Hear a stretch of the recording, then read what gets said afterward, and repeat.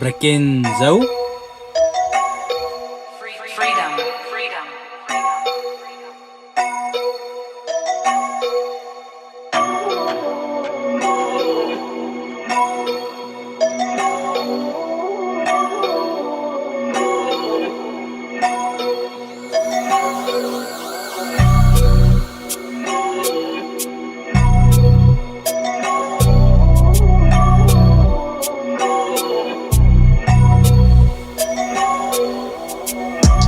Sy dink sy ken my die place.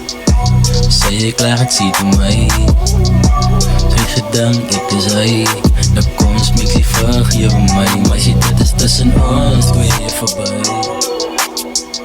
Sy dink sy ken my die place.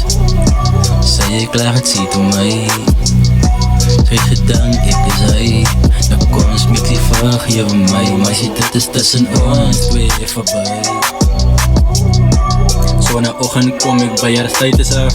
Van die foto sien ek hoe hou sy blouse hand vast. Sy wil haar afstrijd, dag en net te snelle aan. Meisie ek moet laat die gaan, op die boek maak ek skoon haar na. Sy wil na my toe kom die dinsdag. En sy maak haar klaar en sy land. Ek vat haar na my spot en ons sit en gesels. Ek luister na haar kant, maar sy steek die helte van die story weg. Terwyl ons veeg, sy dink sy is reg. Ek het daar nie 'n paar dae aan oortie toe gaan. Toen sy iets sleg aan my, terwyl ek is by die huis. Die aan sy kant te doen, is sy langs my. Ek ken nie op en water wees, maar toe is sy. Ek is haar koos en negatief te diep, maar sy my. Sy vraag as ek lief vir haar, ek sê nie vir haar.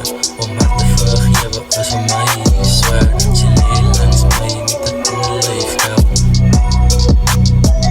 Sy dink sy ken my die place. Sy ek laat sien toe my. Sy gedink ek is hy. Nou kom ons mix die vergewe my. Maar sy dit is tussen ons twee verby. Sy dink sy ken my die place.